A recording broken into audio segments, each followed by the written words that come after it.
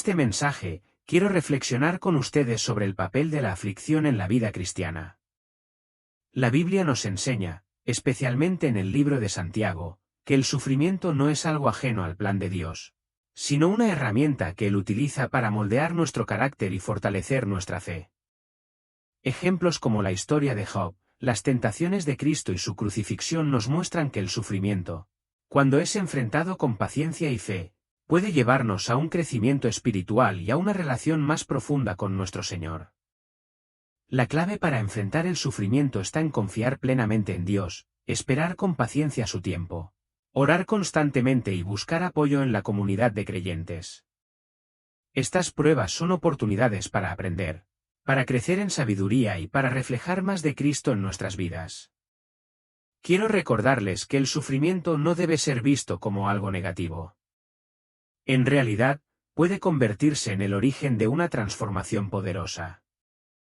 Cuando soportamos las pruebas con fe y perseverancia, nos volvemos más fuertes, más sabios y más cercanos a nuestro Señor.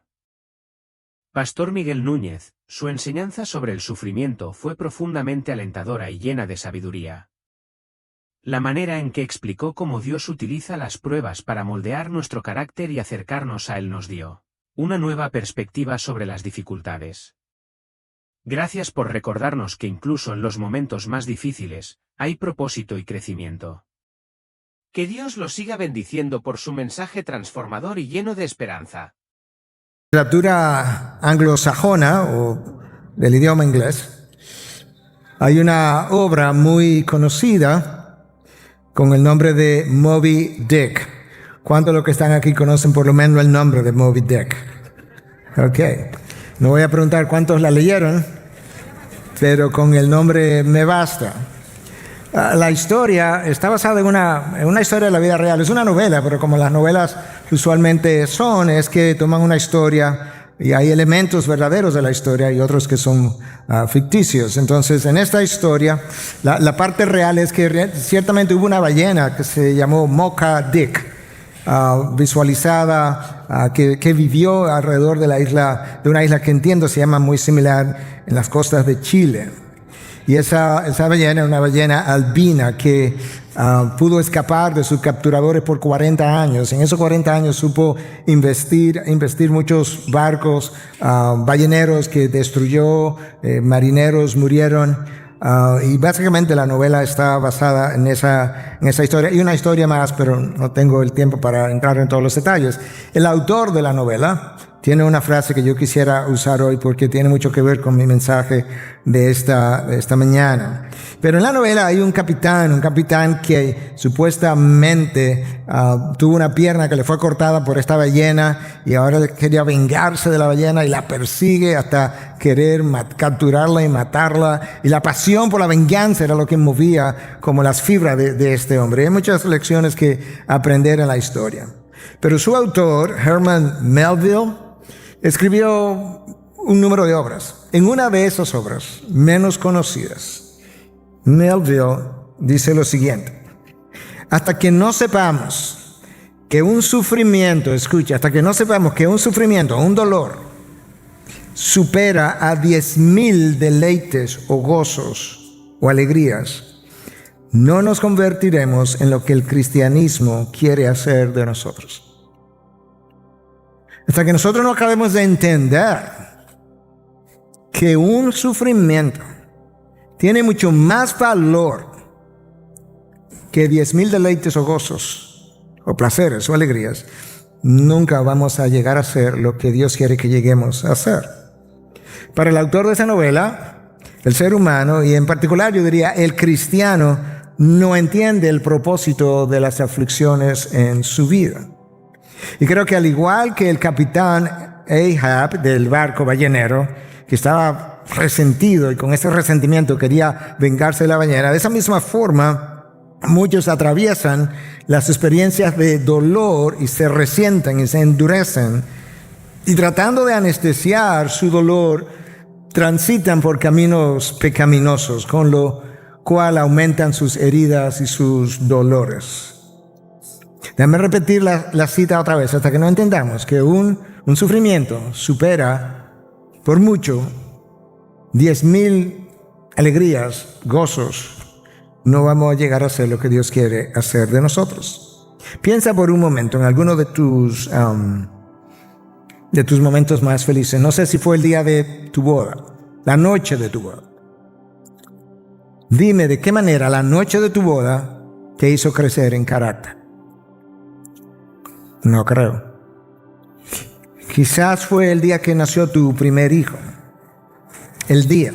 Estoy hablando de los 9 meses que la mamá pasó de dificultades. El día que nació el hijo. Ese gozo que experimentaste, ¿de qué manera transformó tu carácter? O piensa en cualquier otro gozo, deleite, placer que tú hayas podido. Cuéntame, si quieres ven al final y cuéntame de qué manera tu carácter fue transformado por esa experiencia de alegría. Ahora déjame decirte, aunque el día de tu boda no afectó tu carácter, las dificultades que tú has tenido desde entonces en tu matrimonio, alguien por ahí dijo, bueno, te han hecho crecer enormemente. Yo estoy seguro que en el momento que tu hijo nació, ese gozo, esa alegría tampoco cambió tu carácter, pero las dificultades que ese hijo o tus hijos te han traído, comenzando con la cambiadera de pañales a las 2 de la madrugada, comenzaron a formar en ti paciencia y amor incondicional y una serie de gozos.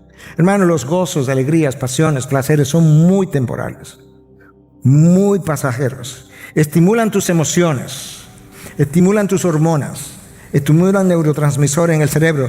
Lo que no hacen, te pueden llevar a soñar incluso. Lo que no hacen es llevarte a meditar sobre el propósito y el significado de la vida. Dime, ¿cuál de tus deleites te ha llenado de sabiduría? Dame uno.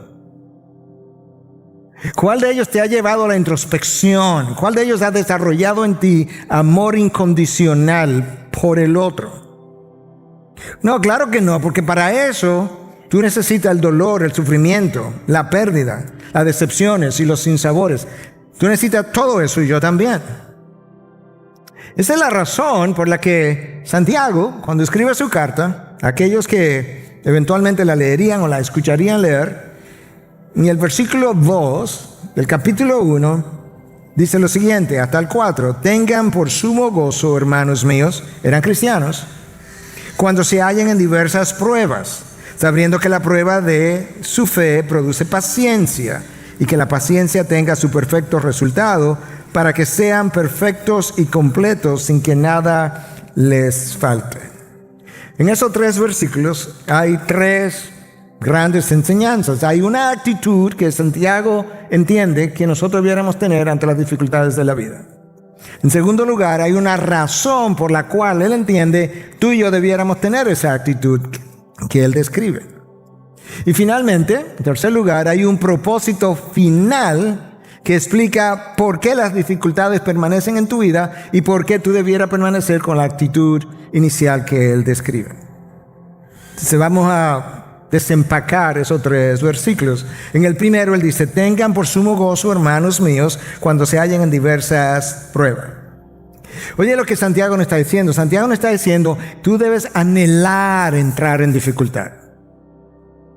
Él no dice eso, ni siquiera lo sugiere. No está diciendo que anhelando las dificultades como tú cultivas el gozo. Además, tampoco está diciendo que nosotros debiéramos estar saltando y danzando cuando veamos las dificultades llegar. No, Cristo no llegó a la cruz danzando y saltando y celebrando. Él llegó sudando gotas de sangre y llegó hasta en la cruz, en un momento dado, desesperarse y gritar, Dios mío, ¿por qué me has abandonado? Cuando Santiago nos dice, tengan por sumo gozo, él no está haciendo alusión a una emoción o alegría, no, para nada. Él está haciendo referencia a una forma de pensar, a una actitud mental, como la que Pablo describe en Filipenses 2 con relación a Cristo. Haya en vosotros la misma actitud mental o la misma mente que hubo en Cristo Jesús. Es a eso que Santiago se está refiriendo. Esa es una forma de pensar con relación a las dificultades. El gozo al que Santiago se está refiriendo no es nada emocional, es racional. Es un gozo que resulta de ver la vida completa a través del lente de la providencia de Dios. Y es una vida que es vivida bajo la autoridad de Dios y para la gloria de Dios. Esa es la manera como R.C. Sproul solía o en una ocasión describió lo que él llamó the big idea of the Christian life, el meollo de la vida cristiana. ¿Cuál es? Y esta fue su definición: que nosotros vivimos bajo la mirada de Dios, bajo la autoridad de Dios, para la gloria de Dios. Lo que Santiago está tratando de decirnos no es algo hipotético, es algo que está ahí descrito en personas de la Biblia. Yo te quiero dar un solo ejemplo, pero hay múltiples. En el libro de los Hechos se nos describe cómo los apóstoles Pedro, Juan y los otros comenzaron a predicar la palabra y comenzaron a ser perseguidos.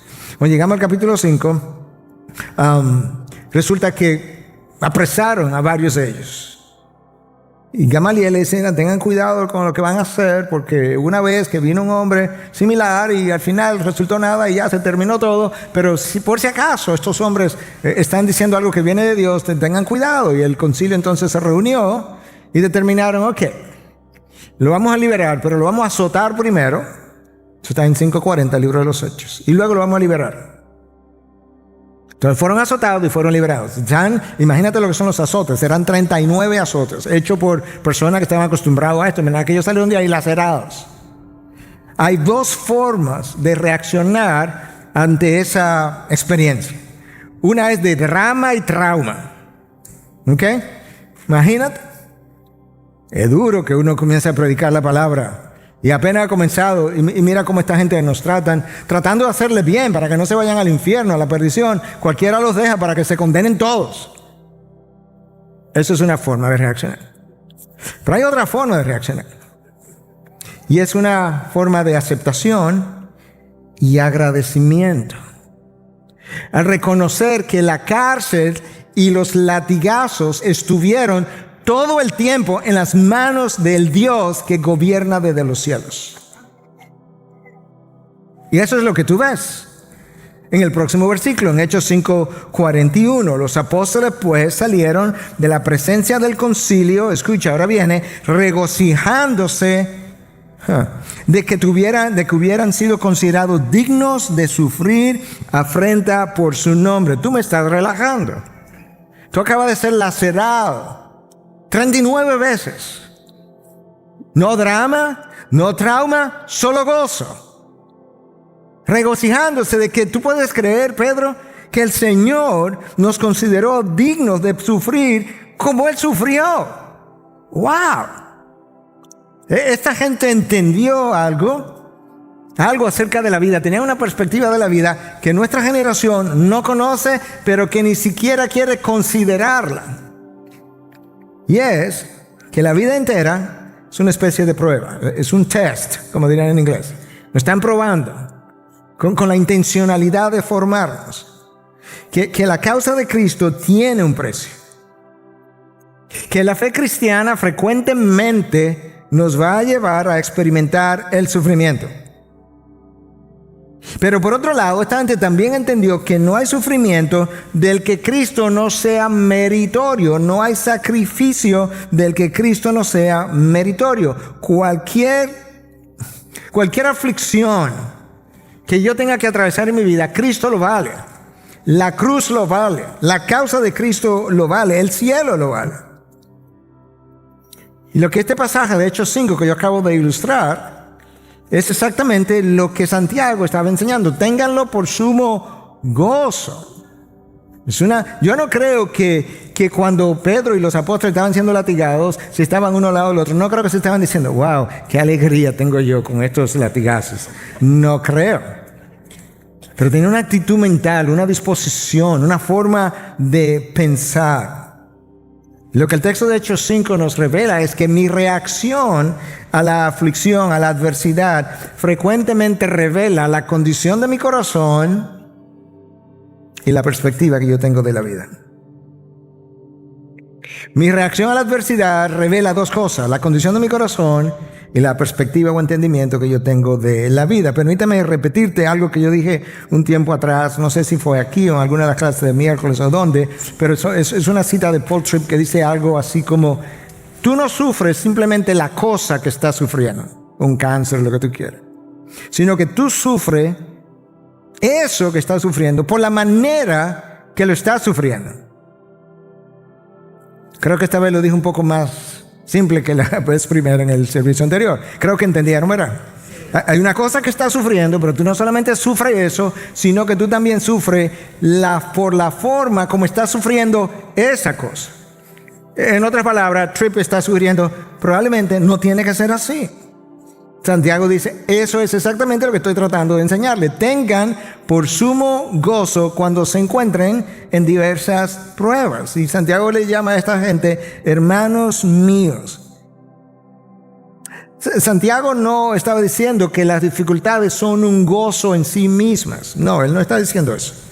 Él está diciendo que hay una forma de pensar acerca de las dificultades. Cuando él dice tengan por sumo gozo, es similar a cuando Pablo dijo yo tengo como basura aquellas cosas, ¿verdad?, que yo viví en el pasado, que yo acumulé en el pasado, por el privilegio. Yo creo que al lado del privilegio de conocer a Cristo, eso es como basura, yo la considero así, pero no es que todo eso fue basura en sí mismo. Y yo creo que eso nos ayuda a entender cuál es el sentir de Santiago. Yo creo que nosotros podemos hacer eso que Santiago dice. Podemos tener esa actitud con cierta facilidad si entendemos, hay un condicional, si entendemos que las aflicciones forman parte del plan, subraya la próxima palabra, bondadoso de Dios para mí. Pastor, parece que no entendí bien. Las aflicciones forman parte del plan bondadoso de Dios para conmigo. El problema, hermano, es que nosotros no sabemos poner las piezas del rompecabezas que están expresadas, reveladas, explicadas en la Biblia. Porque yo creo que probablemente casi todos ustedes, yo creo que todos dirían, Dios está en control de todo en el universo, ¿ok?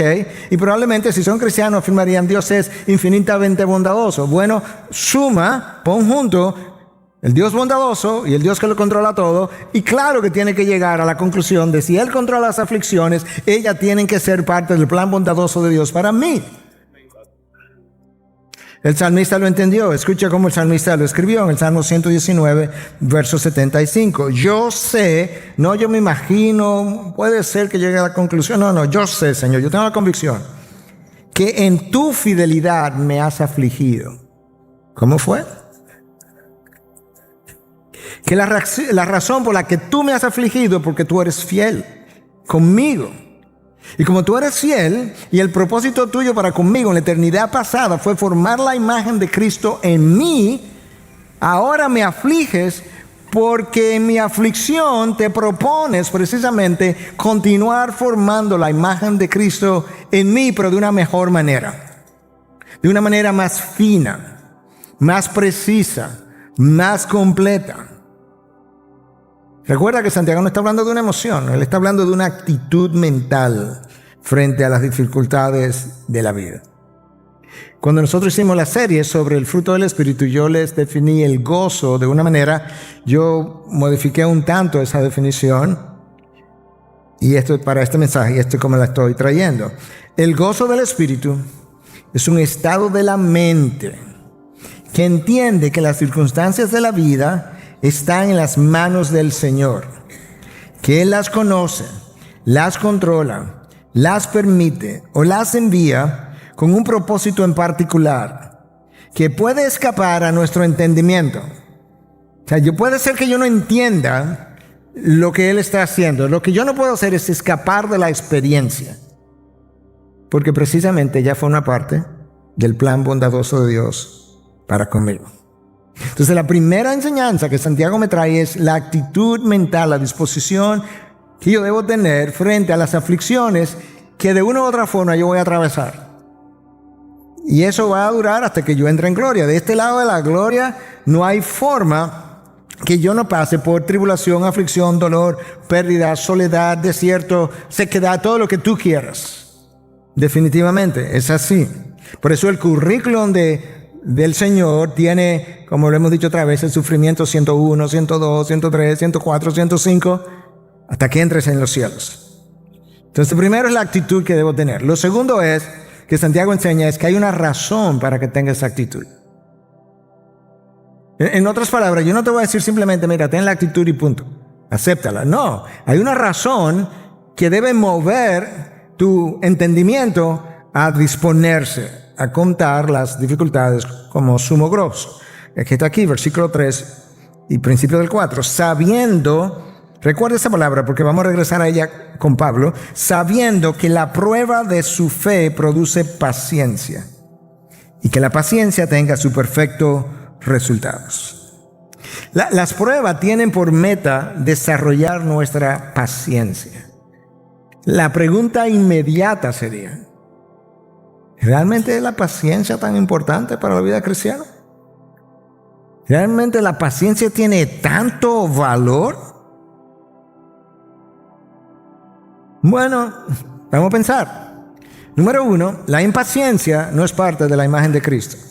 La impaciencia caracteriza la vida de todos los hijos de Dios. Número 2, peor todavía, la impaciencia forma parte de todas las caídas de los hijos de Dios. Todas las caídas de los hijos de Dios. Eva mordió la fruta y ella no esperó para hablar con Adán. Bueno, pastor, pero usted no lo sabe, quizá habló con Adán. Ok, vamos a suponer, te concedo eso, habló con Adán. Pues ellos no esperaron hablar con Dios. No fueron donde Dios o esperaron que Dios apareciera, que seguro hablaba con ellos con frecuencia, y no le dijeron, mira Señor, se apareció esta serpiente con esta otra enseñanza y queremos saber tu opinión. No me interesa tu opinión, me interesa la fruta para conseguir lo que esta serpiente me ofreció. Dios le hace una promesa a Abraham y a Sara. Les voy a dar un hijo de la promesa, Isaac. Y esperen. Están avanzando en edad, pero yo se lo prometí. Como Sara no tenía paciencia, fue donde Abraham. Y le dijo a Abraham, no, pero es que el Señor seguro se olvidó. Además, yo estoy más avanzada en edad que cuando vino él a hablar con nosotros. De manera que, mira, aquí está mi criada, toma este atajo y tengo un hijo. La impaciencia todavía la estamos pagando en el Medio Oriente. El rey Saúl no tenía paciencia para esperar por el profeta Samuel, como él quería ir a la guerra, y él pensaba que el sacrificio era lo que le iba a garantizar el triunfo, en vez de esperar por el profeta Samuel, que era quien podía ofrecer el sacrificio. No, lo ofreció él, y ¿sabes qué? Perdió el reino en una noche, en una decisión, una sola. Oye, pero eso es fuerte, pastor, porque él seguro como rey tuvo que tomar muchas decisiones. Sí, es en una sola cosa que tú lo pierdes. Fue con una sola fruta, fue con una sola criada lo de Sara.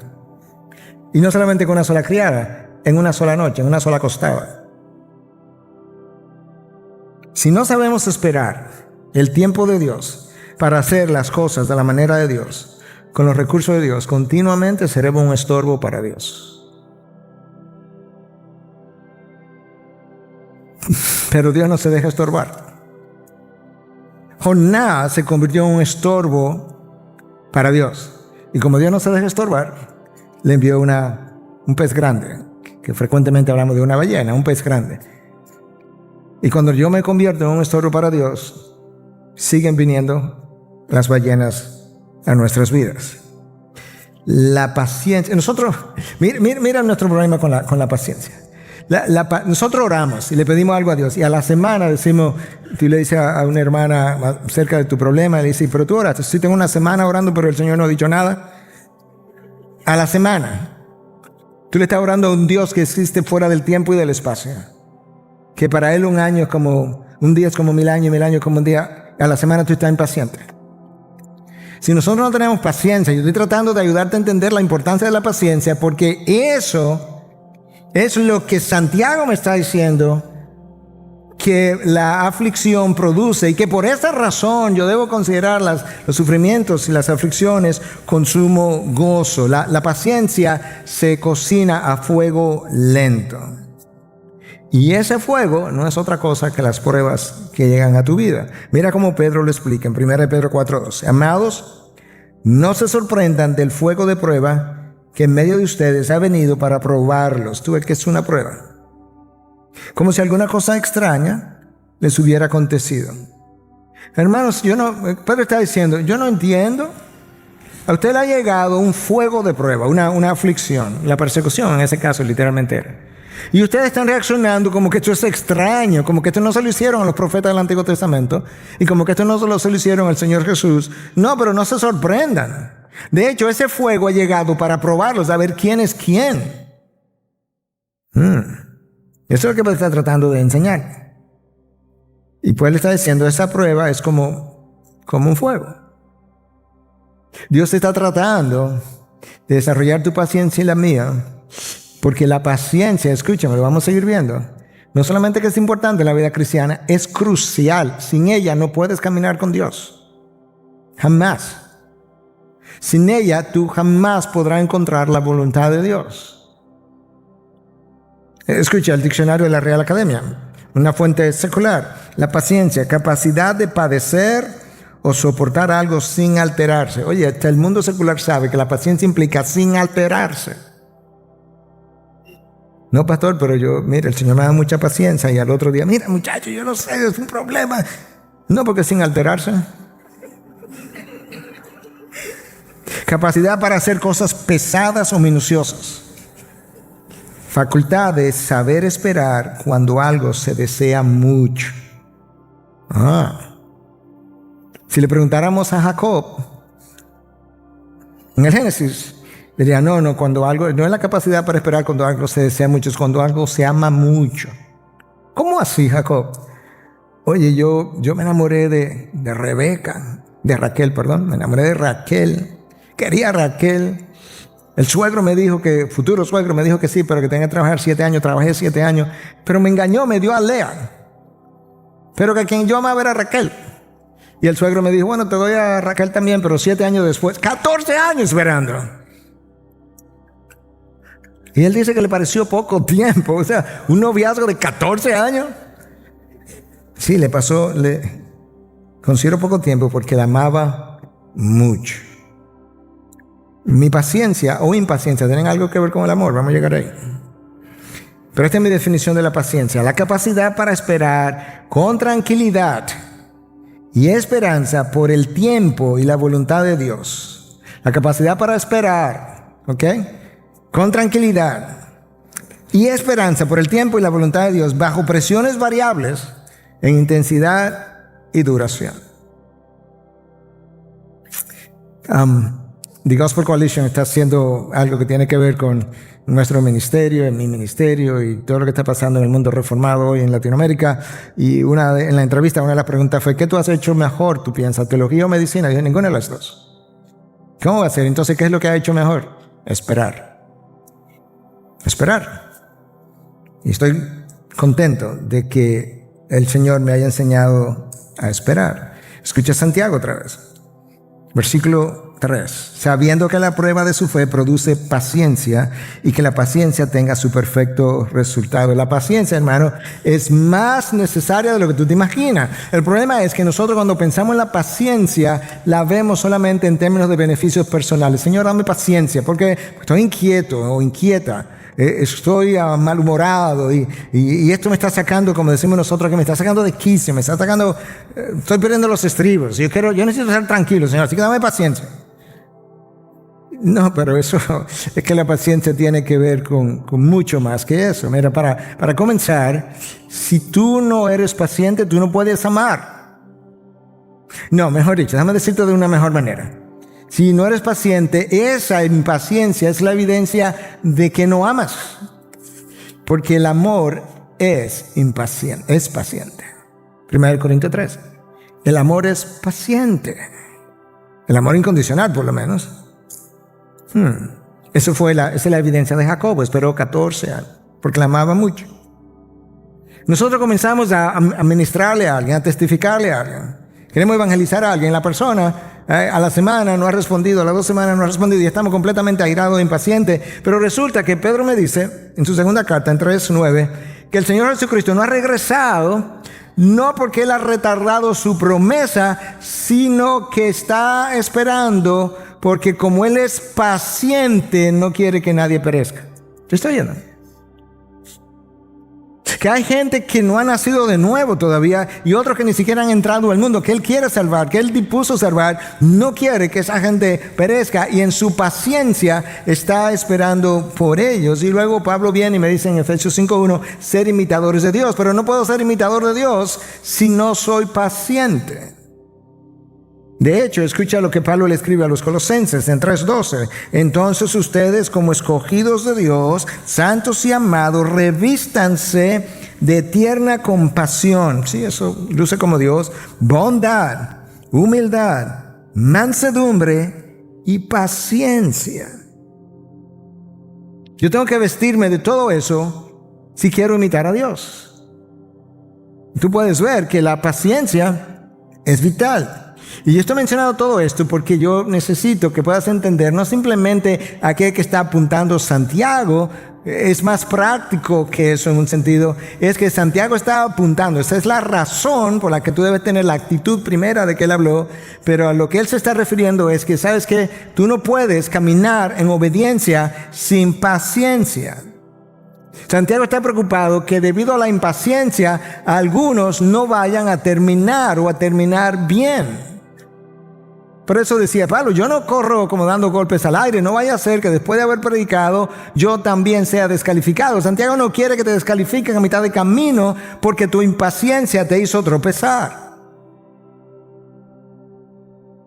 Y esa revelación no está dada solo en el Nuevo Testamento, viene de lejos. El salmista en 37:7 dice, confía callado en el Señor y espera en Él con paciencia. ¿Notaste la combinación de palabras, de ideas en el salmista? Número 1, confía, eso es una idea. ¿En quién? En el Señor. No debemos hablar mucho, porque en las muchas palabras el hombre peca, le pasó a los 3 amigos de Job. Entonces espera callado. Y cuando no solamente esté callado externamente, quédate callado internamente, espera en Él con paciencia. ¿Por qué? Porque el Señor es el Dios de la historia. Es el Dios de la historia global y de la historia personal de cada uno de nosotros. Entonces tenemos ahora la actitud que debe caracterizarme frente a las dificultades de la vida. Número 2, tenemos ahora la razón por la cual tú y yo debiéramos ser pacientes. Y yo creo que eso es importante. Porque de lo contrario, como yo decía, tú y yo no vamos a poder caminar con Dios. Santiago sigue desarrollando su idea de cultivar la paciencia. Y ahora entonces, él tiene una tercera razón por la que nos instruye a tener esa actitud. O mejor dicho, él tiene un propósito final por el cual él entiende que tú y yo debiéramos esperar a ver ese resultado. Versículo 4. Para que sean perfectos y completos sin que nada les falte. Perfectos y completos. La idea ahí es madurez cristiana, que puedan tener madurez cristiana. Lo que ocurre es que en las aflicciones Dios aprovecha y elimina muchas de aquellas cosas que yo considero fortalezas, en las que yo me apoyo, en las que yo confío, que puede ser preparación, título, intelecto, la familia de donde viene, no sé, seguros, finanzas, seguro de salud, confío en eso, seguro de vida, que no sé por qué le llaman seguro de vida, porque tú te mueres y el dinero tú no te lo llevas, sino que se queda aquí. Deberían llamarle seguro de sobreviviente de los que mueren, pero no seguro de vida. Entonces Dios destruye en la aflicción las fortalezas humanas y en la debilidad perfecciona su poder en nosotros. Eso es como ocurre. Esa madurez cristiana no es el fruto solamente de las aflicciones, no. Las aflicciones son vitales. Es el fruto de las aflicciones en una persona que espera pacientemente, bajo la prueba, bajo presión por un largo tiempo. Ese es el fruto es como el diamante que se forma en la profundidad de la tierra, bajo altas presiones, con alto calor. Pero nosotros tenemos la oportunidad de reaccionar de una manera o reaccionar de otra. Quizá esta ilustración nos pueda ayudar. Las ostras forman las perlas, ¿cierto? Pero ¿sabe cómo se forman? Hay un pedacito de arena que entró a la ostra adentro y le causa una irritación. Y ella entonces, tratando de eliminar la irritación, comienza a secretar algo que va cubriendo la arena. Y cuando ella termina de cubrir la arena, ya la irritación para. Pero ¿sabe lo que se formó? Una perla. De esa misma manera, si tú reaccionas adecuadamente a la tribulación, a las aflicciones, a tus irritaciones de la vida, Dios formará perlas en tu vida de un valor incalculable. Pero yo necesito la perspectiva correcta. Hermanos, la Biblia, la historia del pueblo de Dios, los últimos 2000 años no están registrados aquí. Bueno, después que los libros se escribieron en el primer siglo. Por eso digo la historia del pueblo de Dios. La historia secular, todas esas cosas, atestiguan que nadie llega a la madurez desde el punto de vista secular, hasta donde se pueda lograr, o desde el punto de vista cristiano, con la perspectiva divina. Nadie llega a la madurez sin pruebas y aflicciones. Cada personaje de la historia, lo puedes leer aquí o en la historia secular, cada personaje de la historia, con cierta profundidad de sabiduría, de discernimiento, de entendimiento, es el fruto de irritaciones peleadas, conquistadas y de haber hecho introspección a lo largo del camino. El mundo secular, ¿sabes? Mira esta, es una cita que se le ha atribuido a diferentes personas. De hecho, yo mismo en un momento dado de esta semana, no conociendo mucho de la fuente, o teniendo una información errada de la fuente, se la atribuía a otra persona, pero realmente la cita viene de una novela de ciencia ficción del año 2016, del otro día. La novela se llama Aquellos que quedaron, una novela post-apocalíptica de Michael Hoff. Es como que hubo un apocalipsis y quedó gente. Escucha perceptivamente lo que ese autor dice. ¿Okay? Mi abuelo caminó 10 millas al trabajo. Mi padre caminó 5 millas al trabajo. Yo conduzco un Cadillac al trabajo. Mi hijo conduce un Mercedes-Benz. Y mi nieto conducirá un Ferrari. Escuche, porque de aquí en adelante que se pone bueno. Mi nieto va a conducir un Ferrari. Mi bisnieto volverá a caminar. ¿Dónde está mi abuelo? ¿Por qué es esto? Escuche, porque esto es como una perla. Porque los tiempos difíciles crean hombres fuertes. Los hombres fuertes crean tiempos fáciles. Los tiempos fáciles crean hombres débiles. Los hombres débiles crean tiempos difíciles. ¿Tú entiendes? Los hombres fuertes crean tiempos fáciles para los que vienen. Los tiempos fáciles, como es nuestra generación altamente sufrida, crea hombres débiles. Y los hombres débiles crean tiempos difíciles. Por eso mi bisnieto va a caminar otra vez, como mi abuelo. Wow. Algunos le atribuyen esa cita al fundador de Dubái, pero no lo es. ¿Usted sabe cómo él termina? Dice, algunos no lo entenderán, pero hay que criar guerreros. Claro, porque el soldado tiene sentido de disciplina, sentido de trabajo, sentido de sacrificio, sentido del deber, da su vida por una causa. El soldado no está interesado en la parte monetaria, no es ahí donde está el valor, es en estos otros valores. Y cuando tú creas guerreros, los guerreros entonces pueden administrar lo que generaciones débiles no han podido hacer. Dios conoce eso desde que fundó el mundo. Desde antes que Adán cayera, pero conocía que al momento de la caída en adelante, estas aflicciones, estas dificultades eran necesarias para poder formar la imagen de Cristo en sus hijos. Y por eso Santiago dice que las aflicciones dan lugar a la paciencia, y la paciencia termina haciendo su trabajo y nos llevan a ser perfectos y completos sin que nos falte nada. Padres, te lo voy a leer porque lo escribí con cuidado y quiero ser sensible. Pero es verdad, mientras más proteja a tus hijos de las aflicciones, del trabajo arduo y de los sacrificios que hicieron generaciones anteriores, más débiles serán y peores tiempos crearán para ellos mismos y generaciones futuras, porque hombres débiles crean tiempos difíciles. Hermanos, a la luz de la palabra, la idea no es evitarte el dolor para que no te rayes. No. El mundo secular le ha llamado a nuestra generación la generación de cristal. Se agrieta con facilidad. La meta es usar el dolor para que cada vez más te vaya apareciendo menos a ti y más a Cristo. Y eso no ocurre en las montañas de gozo, de placer o de deleite. No. El sufrimiento en las manos de Dios es la mejor escuela de la formación de carácter.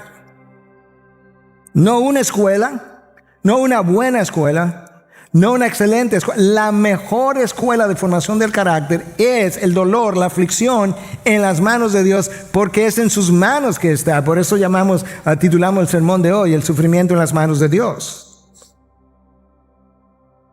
Santiago entonces nos estimula a tener por sumo gozo la aflicción. Pablo entendió exactamente igual, casi con las mismas palabras. Escucha. Romanos 5, 3 y 4. Y no solo esto, sino que también nos gloriamos en las tribulaciones. Pablo ahora va más allá que Santiago. No simplemente dice, considéralo como sumo gozo. No, Pablo dice, no, yo me glorío en las tribulaciones. Porque sabiendo, ¿te acuerdas que yo te dije, grábate esa palabra que vamos a volver a ella con Pablo? Ahí está. La misma palabra sabiendo que usó Santiago, aquí está Pablo. Sabiendo que la tribulación produce paciencia. Y la paciencia, carácter probado. Ahí está la madurez de Santiago. Ahí está el nombre completo de Santiago. Y el carácter probado, esperanza. ¿Oíste hablar? La tribulación produce paciencia y la paciencia, el carácter probado. Lo mismo de Santiago.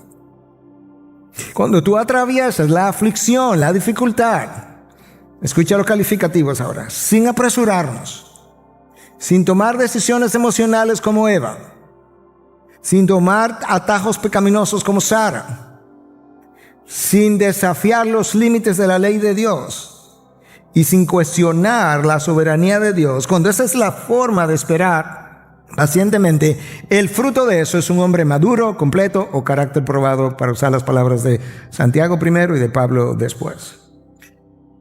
Lo que Pablo entendió, lo entendió Santiago y lo entendió Pedro. Escucha a Pedro ahora. Aunque ahora, por un poco de tiempo, si es necesario, sean afligidos con diversas pruebas.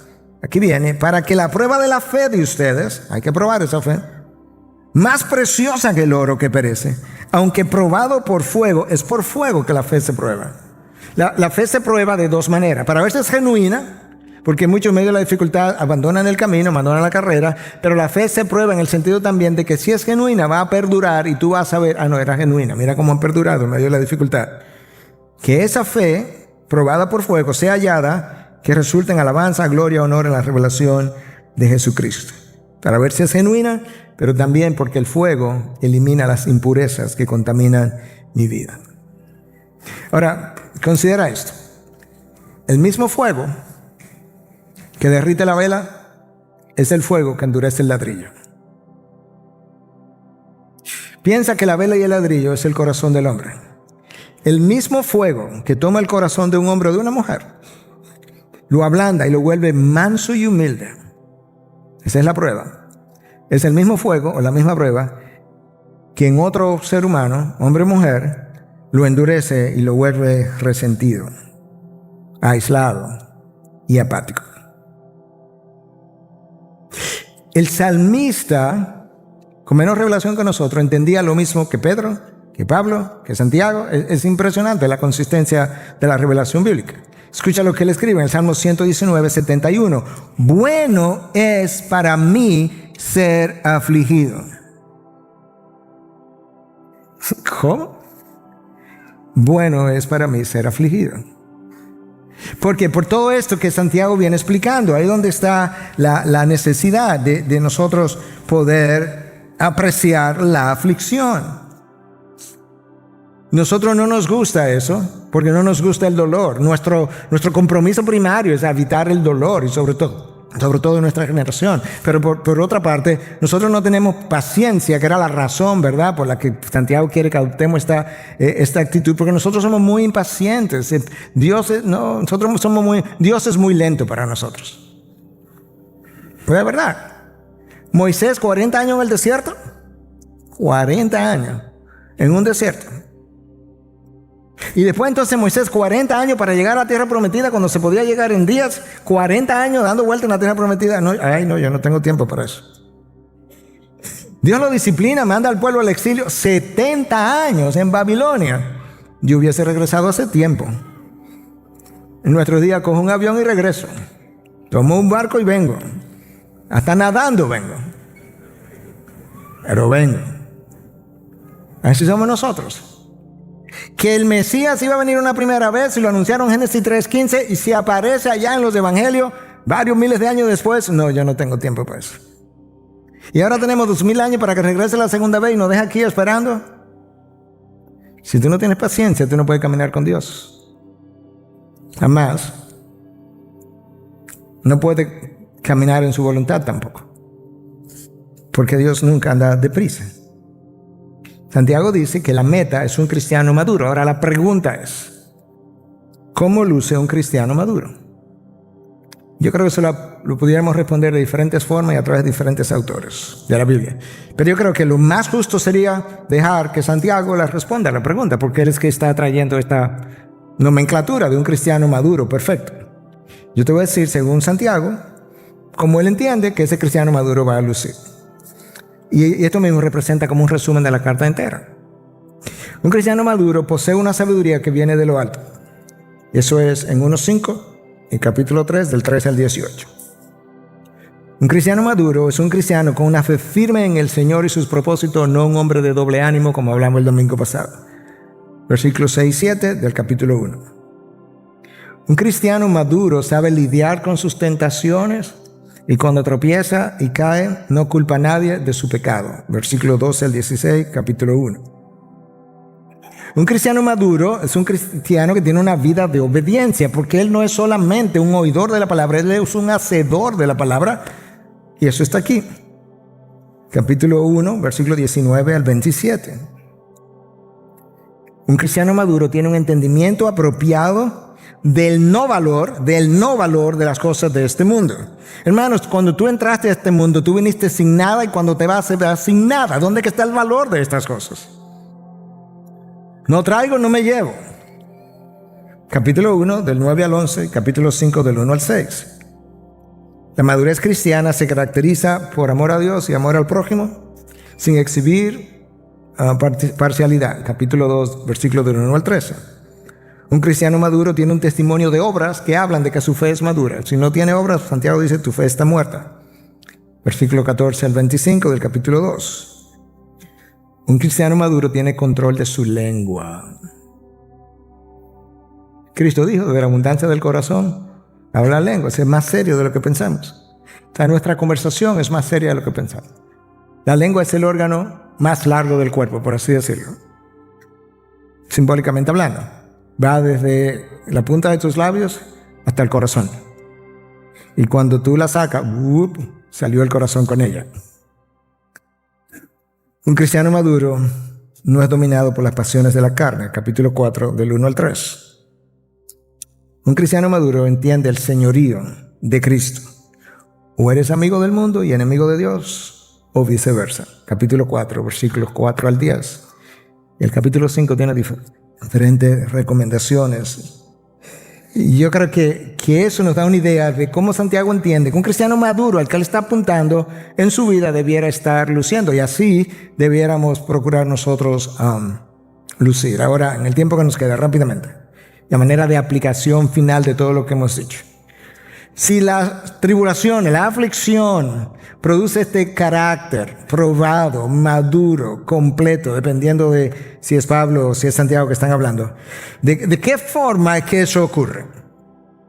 O sea, ¿cómo es que ese carácter se forma? Bueno, mira, las dificultades obligan al hombre a reflexionar y al mismo tiempo a abandonar la superficialidad de la vida. Decía Richard Foster en su libro Dinero, Sexo y Poder, que la maldición de esta generación es la superficialidad. La mayoría de la humanidad vive para el aquí y el ahora, como si nunca fuera a rendir cuentas a nadie. La dificultad te lleva a hacer introspección, y en la introspección muchas veces tú descubres cómo has violado la ley de Dios y tienes ahora la oportunidad de arrepentirte cuando antes ni siquiera lo veía.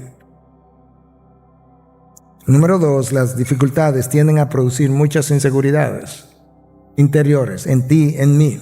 Cuando estamos inseguros comenzamos a buscar de Dios, y cuando comenzamos a buscar a Dios en la dificultad, lo buscamos de corazón. Como Dios dijo, cuando me busque de todo corazón me encontraréis. Nos encontramos con Dios, y cuando nos encontramos con Él dejamos de preguntar ¿y dónde está Dios en medio de mi dificultad? No, ya te encontraste con Él.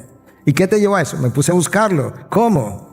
¿Por qué no lo encontraste antes? Porque ahora lo busqué de todo corazón. ¿Y cómo pasó eso? Estaba tan inseguro y ya todo en lo que yo confiaba se me había ido, que ahora solamente me quedaba Dios.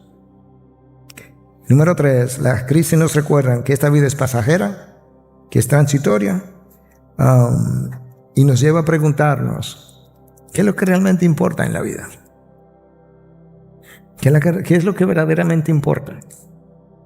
Yo tuve la oportunidad, no sé si te lo conté en alguna ocasión, de tener como paciente, lo dejo anónimo, a alguien que ocupó una muy alta posición en el país años atrás. Tuvo poder, dinero, fama, mucho poder, una familia grande, y al final de sus días, faltaban unos meses para su muerte, pero al final de sus días lo encontré solo en la habitación un día, lo cual era raro, siempre tenía gente con él. Le pregunté: don fulano, mire, usted tiene más edad que yo y está llegando ya a sus tiempos finales, ¿yo le puedo hacer una pregunta? Y me dijo, sí. Yo dije, mire, voy a ser sincero, yo conozco su historia, usted tuvo dinero, fama, poder, varias otras cosas, y ahora ¿cómo usted se siente? Y él me miró, se le salió una lágrima y me dijo, vacío. Y dije, sí, de verdad, y wow. ¿Y por qué? Ojalá yo supiera. ¿Usted me permite decirle por qué? Y hablamos de las cosas que verdaderamente importan. Y como todo lo que él había acumulado y tenido tenía cero importancia ahora, al final de sus días. Él entregó su vida al Señor ese día. Y luego le dijo a su hijo menor que si yo podía pasar por su casa para que le leyera la Biblia, porque era lo único que él quería hacer. Y luego en su funeral yo di el testimonio, pedí permiso, di el testimonio, y alguien que había tenido una historia trágica se acercó, me pasó la tarjeta y me dijo, yo necesito hablar con usted, porque la superficialidad de la vida funciona hasta el momento en que yo me encuentro en dificultad, y después yo descubro lo que verdaderamente tiene valor.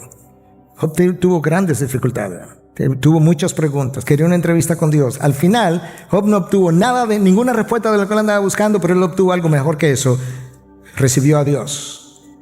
Y Job entonces aprendió que en la vida cristiana nosotros no vivimos de explicaciones, sino de promesas.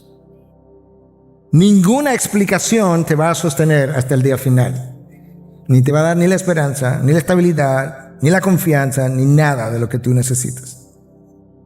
Número 4, las crisis de la vida muestran nuestra debilidad y nuestra impotencia. Nos muestran que realmente yo estaba tratando de vivir de una manera autosuficiente. Y eso nos impedía acercarnos a Dios. Y Dios tiene entonces que pulverizar nuestros egos, para que ahora, con una actitud humilde, yo pueda acercarme, confiando solamente en Él y en nada más de las cosas que antes había confiado. Y número 5, Dios me permite vivir las consecuencias de mi pecado. Cuando las vivo, descubro lo grave de mi pecado. Y la gravedad de mi pecado me ayuda a mí a entender que yo necesito en un futuro a caminar por los caminos de Dios y a rechazar todo lo que Dios rechaza. Es la aflicción que nos enseña eso. Tú sabes lo que dice el salmista. El Salmo 119, 67 dice, antes que fuera afligido yo me descarrié. ¿Y por qué te descarriaste? Porque la aflicción no había llegado y no había aprendido. mas ahora guardo tu palabra. Oh, ahora tú eres obediente. ¿Y qué fue lo que te hizo obediente? Que me descarrié y descubrí el precio de mi descarrío. Y entonces la aflicción me trajo al camino. Pero tú sabes qué, yo te leí ahora del Salmo 119, 67, versículos más adelante, el mismo salmista dice: fue bueno para mí ser afligido. ¿Tú ves por qué? Literalmente hablando. Y versículos más adelante, el mismo salmista te dice que Dios en su fidelidad, oh Señor, yo sé que en tu fidelidad me has afligido. Tú eres tan fiel a tus propósitos que no me dejaste allá afuera descarriado, sino que me afligiste para que regresara. Esa es la explicación del exilio en Babilonia. Ahora, antes de cerrar, te recuerdo que la meta de las aflicciones, del dolor, del sufrimiento, es el desarrollo del carácter probado. Nunca será la eliminación del sufrimiento, sino la transformación. No es eliminación, es transformación por medio del sufrimiento. Pero yo necesito, que ahí comenzamos, una actitud frente a la vida. Y esa actitud no es de drama y trauma. Yo he estado, y con esto cierro, he estado en los últimos días en diferentes momentos ejemplificando mi historia de diabético de los 11 años y medio de la forma que yo no la viví, ¿ok? Y luego yo te puedo hablar de cómo la viví, pero de cómo yo no la viví. Pero esto sería, si la vivo bajo el lente del drama y trauma. ¿Tú te imaginas un niño de 11 años y medio, oye, que salió diabetes? En esa época, imagínate, en el año 1970, en Santiago, una provincia, allá no había ni siquiera endocrinólogos.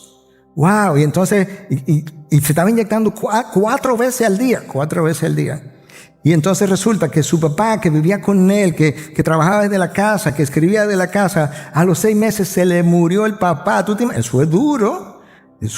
Entonces, un niño de 11 años y medio no bizcocho, no refresco. Y en los cumpleaños, ¿cómo se hace? Y ahora el papá se le murió a los 6 meses. Eso no es fácil. Y a los 6 meses a sus hermanos mayores se le ocurrió que se iban a mudar para la capital otra vez. Y entonces ahora venir de regreso, y lo cambiaron de colegio. Tú sabes lo que llegar ahora, ya tenía 5 años por allá, 5 en otro colegio, llegar con amigos que no conocían, pero el colegio estaba lejos y en su casa no había carro. Y tú sabes que él tenía que caminar 1 kilómetro todos los días para pararse en una esquina ahí a que pasara un señor que tenía hijos en el colegio, lo llevara al colegio. El señor muchas veces se olvidaba y lo dejaba también, y luego él regresaba a su casa. No, me dejaron, y luego lo traían al mediodía. Eso es duro. ¿Tú crees que eso es fácil? Yo no conocí nada de eso. Olvídate de eso, que eso no fue mi historia. Yo te voy a contar mi historia. Esa misma, a los 11 años y medio, ya yo tenía prácticamente 5 años como mi papá en la casa, instruyéndome, dirigiéndome, modelándome, marcándome. Me marcó de por vida de la mejor forma posible. Y después que ya yo estaba marcado de por vida, Dios se lo llevó. Y tú sabes que me dejó con 6 hermanos más que eran mayores que yo, que me querían, que me suplían, que me supieron acoger, que estuvieron ahí para ayudarme. Y cuando yo vine aquí, en el colegio que me pusieron, me becaron. Y entonces había un señor que era tan bueno que me recogía. Yo tenía que ir a caminar, pero me recogía todos los días. A veces me dejaba, es verdad, pero me recogía y me traía a mi casa. Y wow, ese drama y trauma, yo no lo viví, hermano. Eso, quitando esa perspectiva. Ahora, yo reconozco que hay alguien que pudiera estar aquí que está en medio de un drama. ¿Qué es lo que te quiero decir con eso? Que si adopta el lente bíblico, tú puedes tomar el drama, transformarlo en un drama de gozo, de bendición, de propósito, de significado, de presencia de Dios. Y es un drama, pero es otro drama. Y los hermanos que estamos aquí deberíamos ser parte de tu drama, ayudándote a que llegues ahí. Porque igual, tú no llegas ahí de la noche a la mañana. Hoy lo entendí, hoy lo vi. Alguien me escribió, tan pronto terminé el primer servicio: gracias, pastor, me fui con una perspectiva nueva de la vida. Sí, pero hay que seguir ayudando a ese hermano. Parece eso el cuerpo de Cristo. Lloramos juntos, nos reímos juntos, caminamos juntos. De manera que si tú conoces a alguien que está en medio de un drama, únete a su drama y traten de darle la vuelta a la moneda para poderle decir como el salmista: alma mía, alaba al Señor y no te olvides de ninguno de sus beneficios, no olvides ninguna de sus bendiciones, porque en la aflicción Él está más cerca que nunca. Una señora vino y se me acercó al final, por igual, pastor, yo tenía 46 años casada, mi esposo se me murió hace 4 meses, pero le puedo decir que ahora en la soledad es cuando yo más cerca he sentido a Dios y donde estoy creciendo más todavía. En la aflicción, no en el gozo, no en el dolor. Y ese es nuestro Dios. De manera que Santiago está diciendo, tenlo por sumo gozo y que tú puedas de aquí en adelante ver tu vida de otra manera.